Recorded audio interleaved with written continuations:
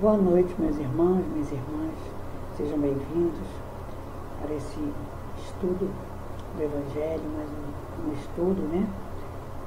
E antes de começarmos, vamos ler uma página do livro Fonte Viva, psicografado por Chico Xavier pelo Espírito André Luiz, ou melhor, o Espírito Emmanuel. A questão é 104, página 269, diante da multidão. Jesus, vendo a multidão, subiu um monte. Mateus 5.1. O procedimento dos homens cultos para com o povo experimentará elevação crescente à medida que o Evangelho se estenda nos corações. Infelizmente, até agora, raramente a multidão tem encontrado, por parte das grandes personalidades humanas, o tratamento a que faz jus. Muitos sobem ao monte da autoridade, da fortuna, da inteligência e do poder, mas simplesmente para humilhá-la ou esquecê-la depois. Sacerdotes inúmeros enriquecem-se de saber e buscam julgá-la a seu talante. Políticos astuciosos exploram-lhe as paixões em proveito próprio. Tiranos disfarçados em condutores envenenam-lhe a alma e arrojam-na ao despenhadeiro da destruição, à maneira dos algozes de trabalho que apartam as reses para o matadouro. Juízes menos preparados para a dignidade das funções que exercem, confundem-lhes o raciocínio. Administradores menos escrupulosos regimentam-lhes as expressões numéricas para a criação de efeitos contrários ao progresso. Em todos os tempos, vemos os trabalhos dos legítimos missionários do bem prejudicados pela ignorância que estabelece perturbações e espantalhos para a massa popular. Entretanto, para a comunidade dos aprendizes do Evangelho, em qualquer clima de fé, o padrão de Jesus brilha soberano. Vendo a multidão, o mestre sobe ao monte e começou a ensinar. É imprescindível empenhar as nossas energias a serviço da educação. Ajudemos o povo a pensar, a crescer e a aprimorar-se. Auxiliar a todos para que todos se beneficiem e se elevem, tanto quanto nós desejamos melhoria e prosperidade para nós mesmos. Constitui para nós a felicidade real e indiscutível. Ao leste e ao oeste, ao norte e ao sul da nossa individualidade, movimentam-se milhares de criaturas em posição inferior à nossa. Estendamos os braços, alonguemos o coração e irradiemos entendimento, fraternidade e simpatia, ajudando-as sem condições. Quando o cristão pronuncia as sagradas palavras Pai Nosso, está reconhecendo não somente a paternidade de Deus, mas aceitando também por sua família a humanidade inteira. Lindo, linda passagem, muito linda.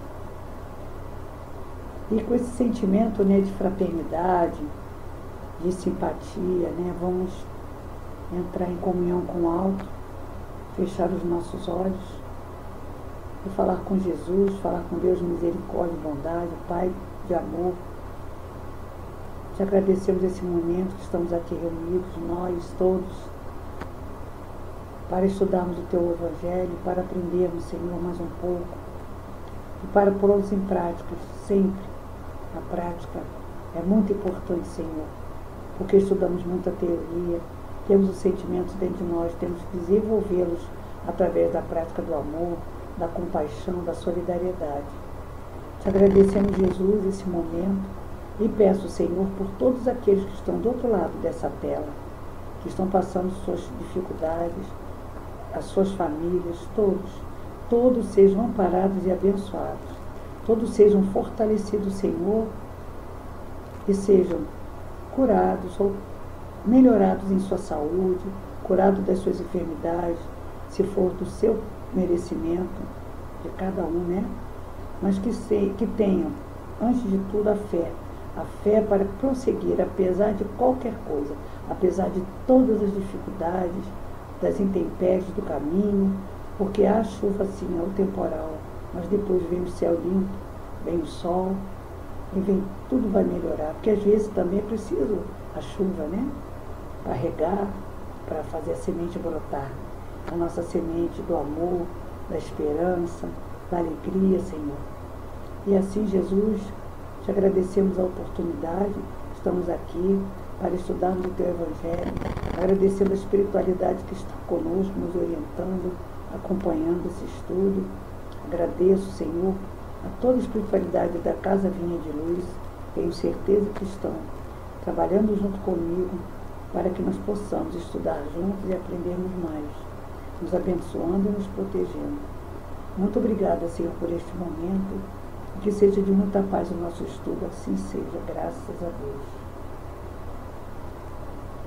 Então, são 3 itens do Evangelho, né, do capítulo 5, que fala das bem-aventurados os aflitos. Capítulo 5, sacrifício da própria vida, que é 29, 30 e 31. Aquele que se acha desgostoso da vida, mas que não quer extingui-la por suas próprias mãos, será culpado de procurar a morte no campo de batalha, com o propósito de se tornar útil à sua morte. Se mate ele próprio ou faça outro o matar, sempre cortará o fio da existência. Será suicídio intencional. A ilusória ideia de sua morte servirá para alguma coisa. Não passa de pretexto para concluir o ato e excusá-lo aos seus próprios olhos. O verdadeiro devotamento consiste em não temer a morte, quando se trata de ser útil, afrontar o perigo e fazer de antemão e sem pensar o sacrifício da vida, se for necessário. Mas buscar a morte premeditadamente, né, com premeditada intenção, expondo-se a um perigo, ainda que para prestar serviço, anula o mérito da ação, pela intenção do suicídio. Ele não, quando a gente for fazer alguma coisa nesse sentido. Aliás, todo tipo de atitude da gente não pode ter segundas intenções, tem que ser espontâneo, tem que ser de boa vontade, o pensamento tem que ser o do bem, né? E na 30, se um homem se expõe a um perigo iminente para salvar a vida de um de seus semelhantes, sabendo de antemão que sucumbirá, pode o seu ato ser considerado sacrifício, desde que no ato não entre a intenção de buscar a morte. Olha só a intenção. Tudo é intenção, pensamento, né? Desejo. Não há suicídio, sim apenas devotamento e abnegação. Não pensou, foi lá e fez, tentou ajudar. É quando a gente vê, às vezes, uma pessoa se coloca na frente da outra, na hora de um assalto, para proteger, a mãe protegendo o filho, né? Então, não se pensa, é o amor que impulsiona, é o desejo de proteger por amor. Por isso que é abnegação e devotamento. Embora também haja certeza de que morrerá, mas quem pode ter certeza que acontecerá isso, né? Quantas vezes a gente vê que a pessoa levou um tiro porque defendeu alguém, mas ficou mal e voltou. Ou então, às vezes, foi só de raspão, e às vezes um acidente, né? Que a pessoa foi proteger alguém, ele também se machuca, mas ele sobrevive, porque Deus tem um mistério, Deus tem um propósito na vida de cada um de nós. Então, ninguém sabe quando vai ser, como vai ser nosso desencarne. Então, nesse instante, quando você está se dedicando a ajudar alguém, de boa intenção, de bons sentimentos, Deus também cuida da gente. Independente disso, Ele já cuida. Mas nesse momento, a espiritualidade, se for do nosso merecimento e ainda da nossa parcela da vivência aqui na Terra, continuar aqui, eles fazem com que a gente saia ainda encarnado, que consiga sobreviver. A providência não reserva o inesperado meio de salvação para o momento mais crítico. Não poderia ela mesmo salvar aquele que se achasse diante da boca de um canhão? Por muitas vezes, dar-se-á que ela queira levar ao extremo limite a prova da resignação, a providência divina, né? E nesse caso, uma circunstância inopinada desvia o golpe fatal, né? Uma circunstância que a gente não espera, né? Desvia o golpe fatal, né? Então está explicado aí, que às vezes é para ir até o limite da prova da resignação, né? E o 31, proveito dos sofrimentos para outrem. Os que aceitam resignados sofrimentos por submissão à vontade de Deus e tendo em vistas a felicidade futura, não trabalham somente em seu próprio benefício, poderão tornar seus sofrimentos proveitosos a outrem? Sim, para esse sofrimento ser de proveito para outrem, material e moralmente. Materialmente e moralmente. Materialmente pelo trabalho, pelas privações e pelos sacrifícios que tais criaturas se impõem. A gente vê muito esse sacrifício, essas renúncias, privações, as mães, né, que cuidam dos filhos, que são abnegadas, dedicadas, né? Nós sabemos, nós somos mães, sabemos o quanto um filho é amado e querido, como a gente quer ajudar, como a gente quer acertar, para que ele se torne um homem de bem, uma mulher de bem, né? Então isso às vezes requer sacrifício nosso, e é com alegria que a gente faz, porque é o amor que está dando a tônica, né, do ato, né? E também moralmente, por exemplo, que elas oferecem a sua submissão à vontade de Deus, esse exemplo do poder da fé, a vontade de Deus, esse exemplo do poder da fé, que induz as pessoas infelizes, os desgraçados, que ele coloca aqui, à resignação, e serve para salvá-lo do desespero de suas consequências funestas para o futuro. Então, moralmente, pelo procedimento, pela fé, pelo comportamento, né, pela submissão à vontade de Deus, a gente ajuda muitas pessoas que estão no vale do sofrimento, né, até às vezes indo para tentar uma coisa como suicídio, ou desesperado, ou não aceitando a sua situação, que é às vezes muito mais fácil que a nossa. Então eles veem a gente, né, nós somos os exemplos vivos, os trabalhadores de Jesus, né, os discípulos de Jesus. Então nós temos que dar esse exemplo, dar esse testemunho. Não precisamos mais dar o testemunho moral, né, ou testemunho de amor, indo para o circo, ser mortos, né, sendo crucificados e pendurados de cabeça para baixo, enforcados. Hoje o testemunho é de amor, é de prática do bem. É quando a pessoa fala assim, você é espírita, né? Você é diferente. E muitas vezes as pessoas perguntam, você é o quê? Qual é a sua religião? Eu falei, bom, sou espírita cristã. Porque muita gente pensa que o espiritismo não é cristão. Então a gente tem uma diferença. O evangélico também, muito equilibrado, muito fervoroso, também a gente nota a bondade, né? O carinho que eles têm com as pessoas. Eles fazem muitos trabalhos, todas as religiões, né, que são para fazer o bem, que são para deixar a pessoa melhor, para dar um caminho bom, são válidas. E moralmente elas têm que ser elas têm que ser paralelas, têm que estar caminhando juntas com o bem, com as virtudes que o Evangelho fala, né?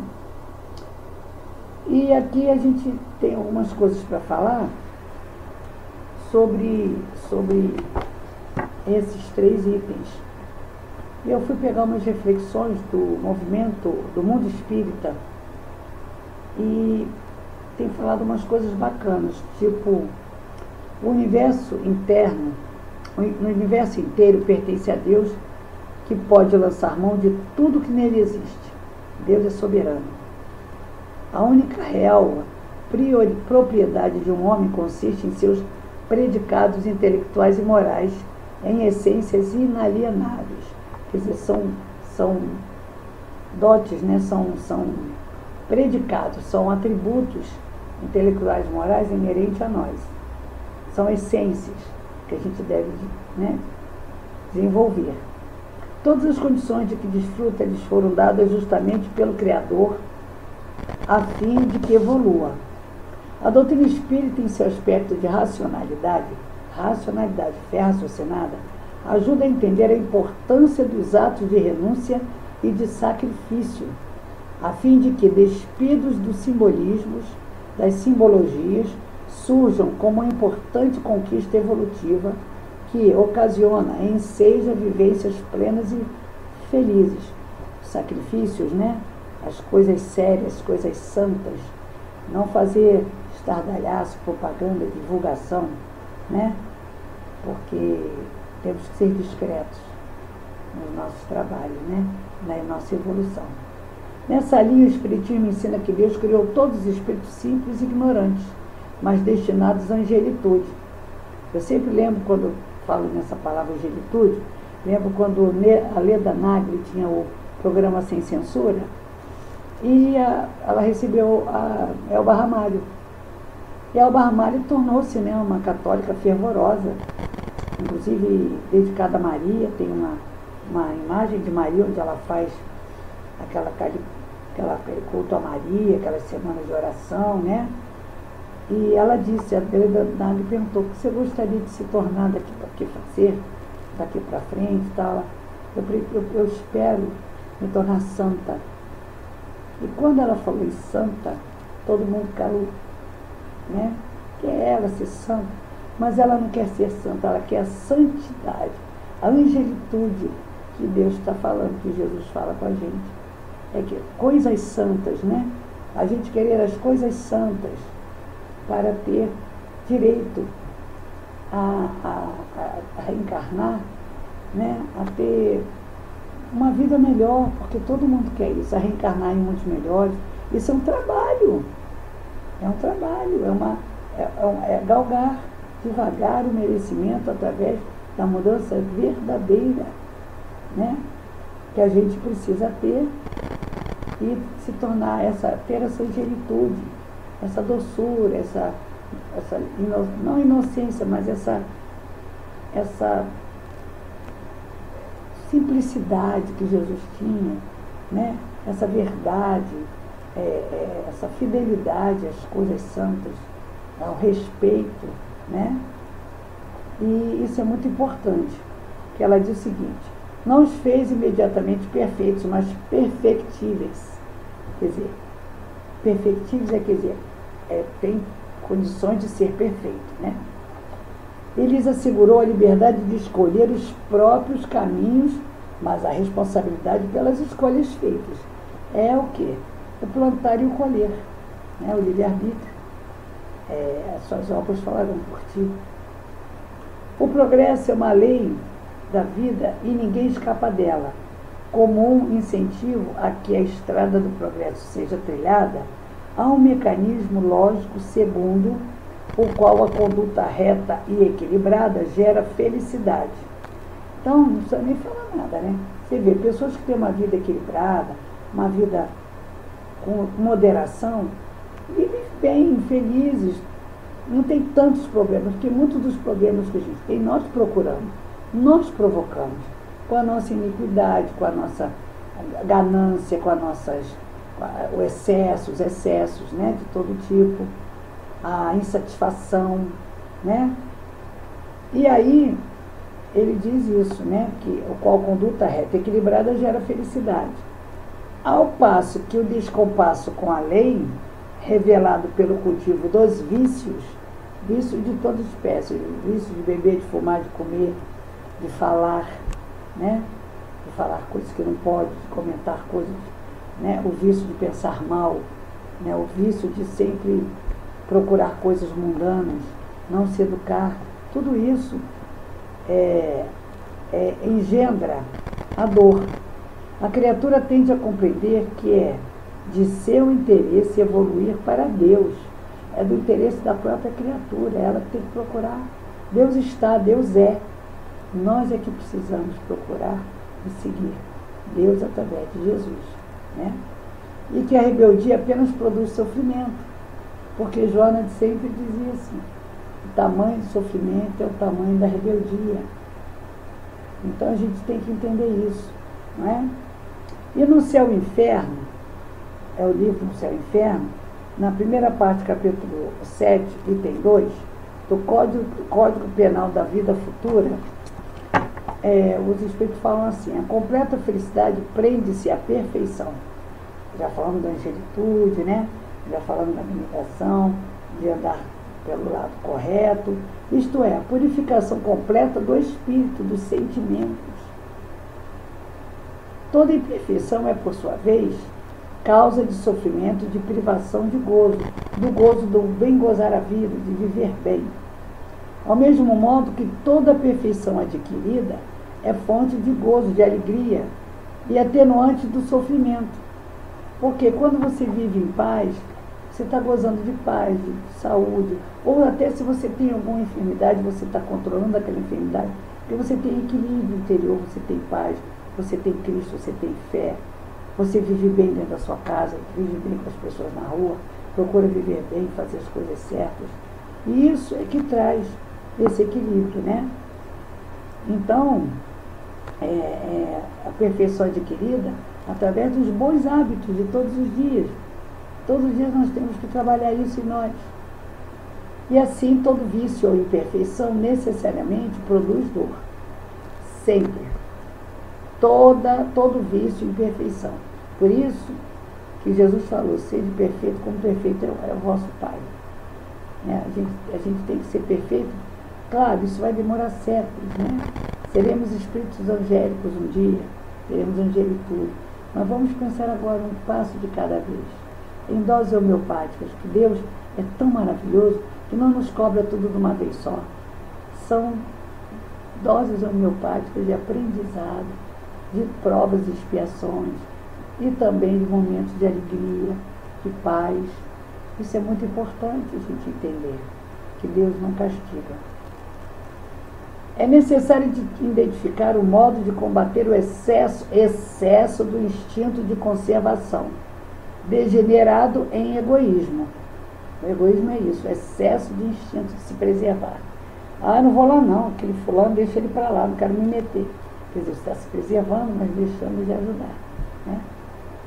É a imperfeição humana mais difícil de desenraizar, porque deriva da influência da matéria. Essa coisa que a gente vai abençoada, né? Nossa matéria, nosso corpo é abençoado, temos que cuidar muito bem dele, para vivermos muitos dias aqui na Terra, para cumprir nossa missão, mas a da matéria, o espírito está encarnado na matéria.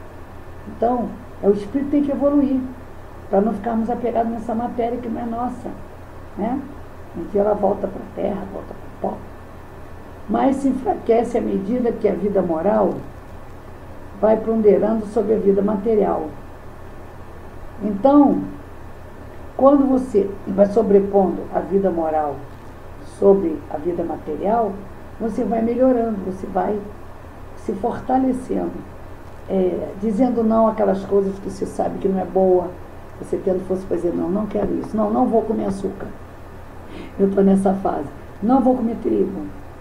Claro, às vezes o trigo é difícil porque tudo tem trigo, mas eu estou evitando heroicamente. E daí por sinal, também não vou falar, não vou tratar mal fulano, não vou pensar mal, não vou, só por hoje. Tem uma amiga muito querida que me levou na segunda-feira passada no NA, numa reunião pública, Neuróticos Anônimos. Que beleza! Como eu me senti bem, como eu me identifiquei, né, com as pessoas, porque eles sempre falam assim, boa noite, sou neurótico anônimo em recuperação. E por mais um dia estarei em equilíbrio. Então vamos fazer assim, como no AA, né? Sou um alcoólatra anônimo, um alcoólico anônimo em recuperação. Eu sou um espírito em recuperação. Eu estou aqui encarnado para fazer a minha recuperação de excessos do passado, de equívocos do passado, mas mantendo a virtude, não deixando ela embora, não esquecendo daquilo que nós conquistamos. Porque já conhecemos a doutrina, conhecemos Jesus, temos esse amor de Deus que é perfeito para nós. Então isso é muito importante nas horas difíceis a gente lembrar desses detalhes importantes.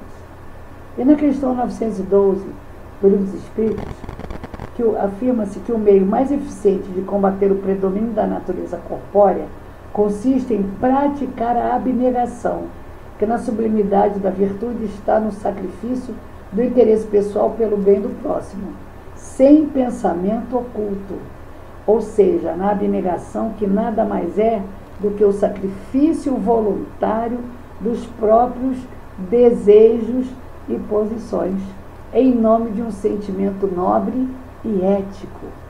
Que beleza isso, tão bonito, né? Agora vamos botar em prática. É a renúncia de si mesmo pelo próximo. É a solidariedade, é o repartir o pão, repartir tudo que você tiver, carinho, às vezes até o dinheiro para você ajudar, comprar um remédio, comprar comida. As pessoas estão muito sofridas. Isso dá uma alegria tão grande, não de ver o outro em situação inferior, né, coitado. Não é inferior a nós, não. inferior, porque não tem as coisas que os outros têm. Está deixando de ter, está em penúria. Mas a gente fica feliz que pôde ajudar, pôde ser a ponte. Né? Como diz Chico, essa pinguelinha para Jesus. Não é? E no Evangelho segundo o Espiritismo, Kardec diz no capítulo 17, quer dizer, ele pergunta, né, os Espíritos apresentam características do homem de bem.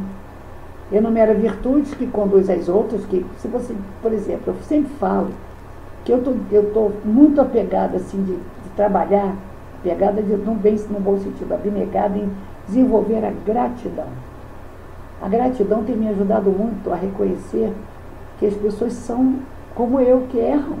Então, quando a pessoa erra comigo, que eu fico às vezes triste, eu penso, não, mas espera aí, fulano que errou comigo, também já acertou muito, já me ajudou, é uma pessoa de bem.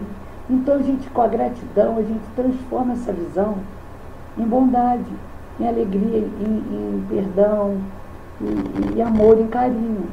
É muito bom, porque daqui da gratidão, vem outras coisas boas, outras virtudes que eu estou tentando desenvolver.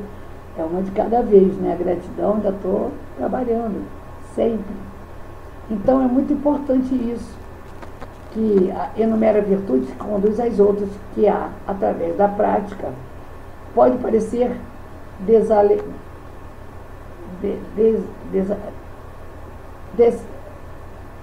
descabidos para quem reconhece estar muito aquém dessas qualidades.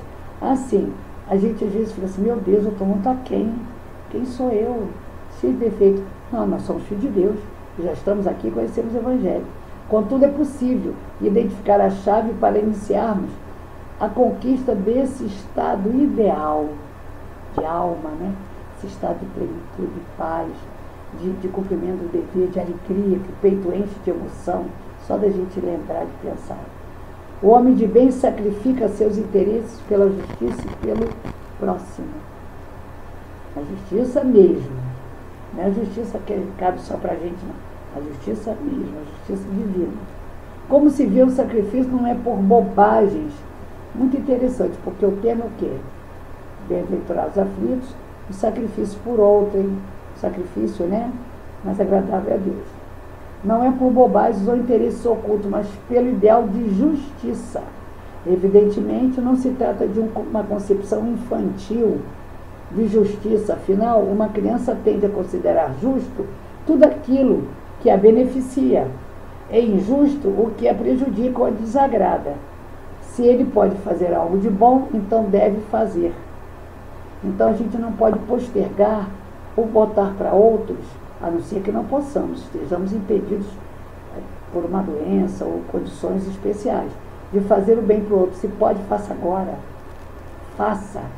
Essa é a virtude da vontade também, da determinação, da abnegação, né, da dedicação ao bem.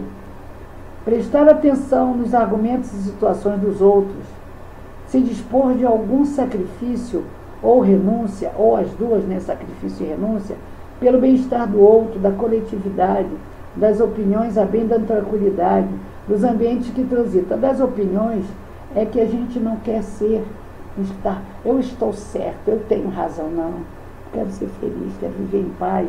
Então, a bem da tranquilidade dos momentos, dos ambientes em que transitamos, seja em casa, no trabalho, na rua, tenhamos essa resiliência, não é? De termos esse carinho com o outro, saber o que o outro tem, o que ele está passando, né? Essa habilidade de renúncia constitui a chave do progresso moral e da vida social harmônica, e por isso vem sendo incentivada desde a antiguidade. Olha só, vida social harmônica, progresso moral, habilidade da renúncia, olha que coisa linda. Renunciar para o bem, renunciar ao mal, ao abandono, ao egoísmo, à maldade, em prol do bem, do amor, da bondade, da solidariedade, né? Renunciar ao mal para amar Jesus, né? Aos vícios para viver uma vida santa com Jesus, uma vida santa, como eu já te expliquei, de santidade pelo bem que a gente faz, por ter sentimentos puros dentro de nós. Temos também ainda a sombra, temos sentimentos de sombra, mas eles são menores, eles não conseguem mais crescer dentro de nós. Porque às vezes alguém, né, vem falar no seu ouvido, né, a espiritualidade vem, que nada, sai disso, começa a perturbar, para que nós desistamos, que a gente desista do nosso objetivo. Meus irmãos, vou falar uma passagem hoje, para vocês verem como a gente não pode desistir. Essa é a 6ª vez que eu estou fazendo a live. Porque cada vez que eu fazia, dava errado alguma coisa. Teve apagão, teve panela no fogo, né, que eu esqueci, botei a panela para fazer o chá, a panela cheirou, não queimou. Teve pessoas me chamando no portão, tive que parar porque era uma pessoa que precisava. Teve telefonema no meio da live que fez barulho aqui. Então, eu não desisti, eu senti que era para me testar, mas eu não desisto. Eu tenho fé, e nós somos assim, os espíritas cristãos não desistem, a gente está sempre tentando de novo, porque o bem sempre vai vencer. E a abnegação, e a renúncia, a dedicação ao próximo, aos próximos dentro da nossa casa também, é que faz a gente ser pessoas melhores, é que dá o combustível para a gente seguir em frente. Então, meus irmãos, estamos já com 30 minutos, né, de live, de uma conversa muito gostosa, de um estudo maravilhoso. Não eu, mas o estudo em si, a pesquisa que eu fiz, de tantas coisas maravilhosas que a gente conversou aqui, né? Que eu li, que eu aprendi. Porque antes da gente estudar, a gente tem que, antes da gente falar, né, a gente tem que estudar muito. E mais que isso, praticar. Que eu sempre falo nas minhas palestras ao vivo, né, presenciais. Quem está aqui na frente, quem está aqui no computador falando, é muito devedor. Tem que trabalhar para ver se resgata essas dívidas. Então não é privilégio, não. É um privilégio servir a Jesus. Mas antes de mais nada, estamos pagando em dose homeopática os nossos débitos do passado. Mas é um pagamento maravilhoso, com estudo, com palestra, com confraternização com irmãos de causa, né, irmãos espíritas e irmãos católicos, irmãos cristãos, que a gente se confraterniza e se fortalece uns nos outros, com a fraternidade, com carinho, né? Um amparando ao outro, um dando força ao outro. Eu tenho irmãos que eu só vejo pelo zap, da minha casa espírita, que estão doentes, que estão morando longe. A minha coordenadora do EG, meu EG 1, minha querida Edmeia, foi morar acho que foi para Cabo Frio, lá para aqueles lados. E ela faz o nosso estudo sistematizado pelo zap, chama Todos Nós, é maravilhoso. Sempre que eu posso, eu entro. Às vezes eu não posso, porque eu estou atendo paciente. E pelo WhatsApp também, ajudo muitas pessoas. Mas, enfim, é uma vida que a gente tem que levar, essa vida alegre, cheia de produtiva, produção positiva, coisas boas para nós e para os outros. Cuidar das plantas, eu tenho plantinhas, então cuide das plantinhas, cuide de um gatinho, de um cachorro, né? Eu moro sozinha, então trabalho muito, mas tenho os meus momentos, então é muito bom a gente ter essa dedicação ao bem, que eu sei que vocês têm também. Vocês têm histórias lindas para contar. Meus filhos já cresceram, casaram, estão nas casas deles, né? Mas eu estou sempre junto. A minha solidão é muito boa, é uma solidão que é solitude. Quem está sozinho como eu, não está só. É solitude, é uma solidão abençoada, com muito estudo, com muita alegria, com conhecimento, né? Com momentos tão especiais para a gente, de cuidar da nossa casa, de receber as pessoas, de ir até o encontro dos familiares. É uma vida produtiva. A solidão não existe para quem tem a solidariedade, quem tem amor, quem tem vontade de ajudar. Então, meus irmãos, com muito carinho, muita gratidão no meu coração, que vamos encerrando por aqui a nossa live de hoje, o nosso estudo, e voltando a falar com Jesus, voltando a falar com Deus, para agradecer, Senhor, todos esses momentos, esses minutos de bênção, de estudo, de esclarecimento, Senhor, de bênção sobre as nossas vidas, sobre as nossas famílias, Senhor, que nos incentiva, esse estudo que nos incentiva a ser melhor, que nos anima, Senhor, que nos dá muita força para qualquer coisa enfrentarmos. Muito obrigada, Jesus, por esse momento de paz, por esse momento de reflexão e de fé. Abençoa cada um que esteja do outro lado da terra. Que essa noite seja abençoada, que possamos dormir em paz, sonhar e visitar outras paragens, outras moradas, reencontrar amores que deixamos do outro lado, que demos um até breve, nós possamos acordar revitalizados, energizados pelo bem, pelo ânimo, pela esperança e alegria. Muito obrigada, Senhor, porque Tu nos descortinaste para nós todos esses sentimentos maravilhosos que não cabem no peito de tanta alegria.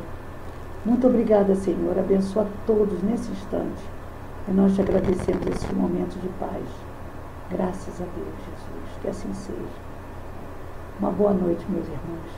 E até a próxima, se Deus quiser. Fiquem com Deus, fiquem em paz e que Deus os abençoe.